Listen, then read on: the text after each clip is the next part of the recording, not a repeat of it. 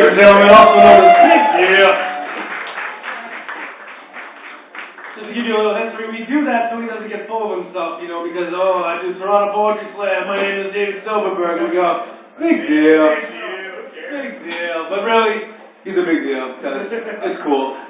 It's a great slam that happens at the Drake usually, although there's the finals, which are coming up April 29th at Hughes Room. You can only get tickets for that, advanced tickets, right? It's standing room only now. It's standing room only now, but April 29th, which is a Friday night, that'll be the finals for Toronto Poetry Slam, and they'll be picking a team. So you can check that out at TorontoPoetrySlam.com, right? Yeah. Works. Nice. So, I'm doing a check out here, and I'm going to call for you. If you're here, Quentin, are you in the building? This is it. No. Quentin's not in the building.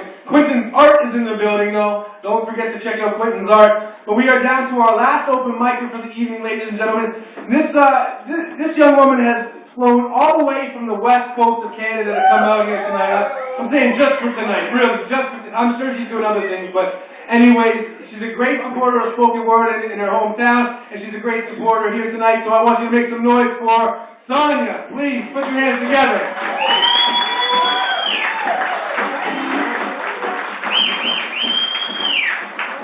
Hey, I'm going to do a little shameless plugging for Vancouver. We have a poetry festival coming on April 18th to 23rd, so if anyone is going to be in Vancouver, we need volunteers. There's still room for poets, and the prize for the first Canadian individual poetry slam is $1,000. So it might be worth your while to come out even if you weren't planning to. And I have some flyers if you want them. And this is the first time I've ever dropped a poem in Toronto, so forgive me. It's called The Cedar. Having never met her before, I assumed she would carry a power unassuageable. I thought she would be the stoic forest that would bow only to the acts of her own body, which she would surely never wield against herself. I knew she would stand taller and wider, the longer and farther her roots and time stretched out together. They called it art. When she draped pearls of sap from collar to ribcage, accentuated the rivulets of bark, carving to her roots narrow channels that would feed water from leaf to seed to soil, passing through her all the way. They photographed her sisters, the rows of them adorned in sparkling snow gowns. They came back in the late spring after the thaw, boots sinking into the mud, and threshed her. Stripped the sap jewels along the river channels to smooth skin, and sliced her into boards and beams. Built a village from her ribcage, doorways with her womb and step stools with her palms. They moved into her and made slow bond with her core. They slept in her growth rings and dreamed of the years that passed outside their memory. She became them. The rain splashed off her back and pipes pattered rhythms as water passed impermeably, reminders of the forest that used to feed her. She was home, then she became one. And they called it art. Having never met her before, I can't say I disagree. Thank you.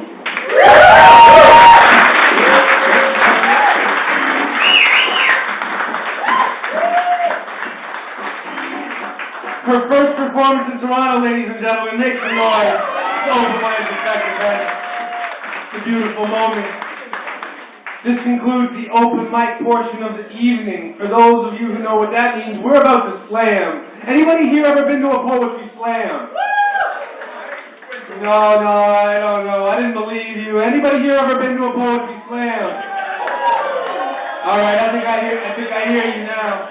Well, I'm just going to let you know briefly that this slam tonight, we're going to qualify 4 people to represent Toronto to go to Columbus, Ohio, in the Rust Belt Regional. There's usually about 10 teams represented from all the way from Detroit or Ann Arbor or sometimes Kalamazoo, but the Rust Belt is like a regional area in the Midwest, and somehow Toronto, we made it in there one year and we're not coming out, so we're going to stay in there. It's always a wicked opportunity to check out the talent pool south of the border and just to get some great experience for these slam competitors. So we're picking 4 people who are going to represent that team. One person will win tonight. They're going to win $100 cash prize.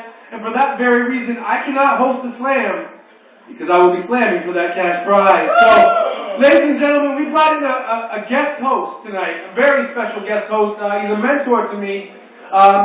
He's the owner and the founder of a little thing called Up From The Roots Entertainment. Anybody ever hear of it? A couple of you, right. I just like to make some noise for this man because truly, when I started this in 2004, I think there was a woman on the radio by the name of Gemini, and I was calling into the radio asking her, hey, I heard you talk about the spoken word thing. Can you tell me where to go? I don't know where to go. And she said, well, you know, there's one cat who's doing it, and that man's name was Dwayne Morgan, and I found him 2004 October. First slam I ever went to was the Toronto International Poetry Slam 2005. I got my ass handed to me by the man who's here to feature tonight, Jamal St. John. But I want you to put your hands together and welcome a legend of Toronto spoken word, Mr. Dwayne Morgan.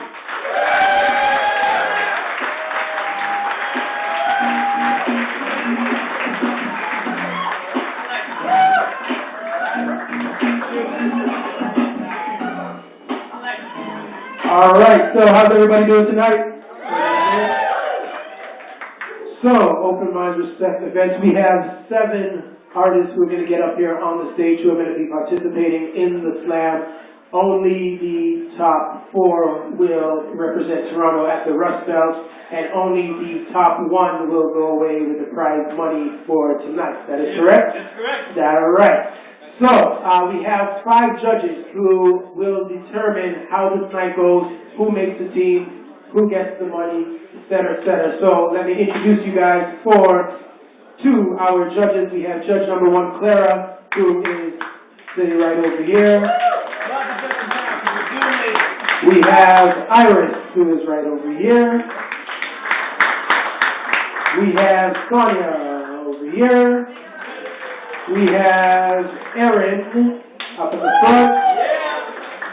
We have Keenan, who's right back here. So judges, how it is going to work is that after these artists do their thing on stage, you will have probably a maximum of 10 seconds from the time they say their last word to the time I'm going to ask you to lift your scorecards with a score. You can score with anything from a 0 to a 10. 10 being you just had an orgasm in your seat. 0 being you're asking for 3 minutes of your life back from that person who is just on stage wasting it. So those are the 2 extremes. Anything else in the middle, feel free to use decimal points so that we can avoid ties. There are a few rules. Probably all of the poets know the rules, but we're going to go over them anyways. You have 3 minutes and 10 seconds to perform your piece. The time starts with your first utterance into the mic or when you first engage the audience. If you go over 3 minutes and 10 seconds, you lose half a point for every 10 seconds that you go over. Judges, you don't have to care about that. We have people who are going to be on that. No props allowed, no costumes. It has to be your original material. For this slam tonight, team pieces are allowed, but they must happen in the primary writer's performance slot. Alright? So you never know. You might hear some team pieces here tonight. Officiating things, we have our timer, Michelle, who's here in the front. We also have our scorekeeper, Dave Silverberg, who is right here. You guys saw him a bit earlier. But before we can actually get into the competition, we have to give the judges an opportunity to practice and make sure that they know what's going on. And we want to make sure that we have a little human sacrifice here on the stage. So if you guys are ready to get into the slam, we have our sacrificial poet. Please put your hands together and welcome Dangerous up to the stage.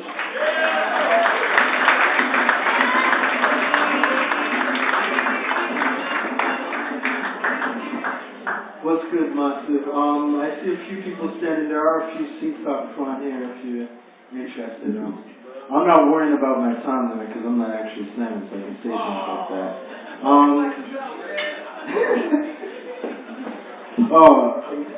My book is coming out. No, seriously. June 5th, I think it is. Hey, I gotta promote myself. This is how I eat. Guernica editions. You can pre-order it in about 3 different countries already, or 6 or something. Are there any real poets out there? A friend once told me when a country is conquered, the first people executed are the poets. Because if you silence the poets, you silence the people. Poets are the voice of the people. Poets are the voice of the people. Poets are the voice of the people! But sometimes I feel like the only poet in the room at a poetry reading. Listening to rhythmic cliches and words like sharks, but not hearing real poetry, and it scares me. In a country where the best job for an overeducated minority immigrant youth is driving a taxi, I got no driver's license. In a country where minority groups that's almost 10% of the population is over 30% of the prison population, there's got to be poetry, mathematical, and probabilities. In a country where our cities are quietly becoming homogenized ghost towns, no one is writing an eye around the ink. Now, when I first came to this country, the poet laureate of the day said that slam poetry is not real poetry. And I thought, this guy's a closet racist. But I also thought this guy might be right. For what is slam poetry but a return to oral traditions when poetry should always be moving forward. But slam poetry was the only way I could reach the people. As other people aimed for 9s and 10s, my 9s and 10s were hugs and congratulations at competitions end because I wanted to be the one who spoke for the people. Are there any real poets out there? People writing poetry. You are not the Bukowski, matter of fact, you come from privilege. You are no Ginsberg, matter of fact, your cousin homophobia. You are no Langston Hughes because to you the words black and intelligent conflict with each other.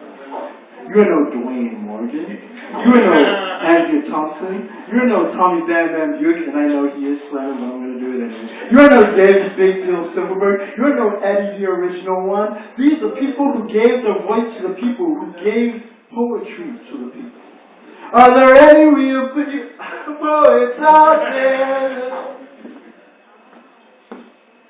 If there are any people within earshot worthy of the title poets, horrify, entertain, expand, educate, move forward. For a poet is not judged by book deals, record deals, awards, grants, money they get. No. Poets are judged by the words they leave behind for future poets. Are there any real poets out there, yo? Are there any real poets out there? Anyone? Yeah. Yo, I'm gonna ask once again. Are there any real poets out there? Yeah. Sorry, I can't hear you. Are there any real poets out there? That's what I'm saying, peace.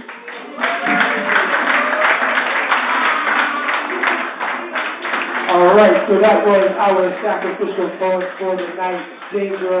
So judges, the 10 seconds is almost up. I'm going to ask you guys in 3, 2, 1 to have your scorecards up. I'll read out the scores. Dave Silverberg will write them down. We will keep we throw out the highest and the lowest. We add up the other 3.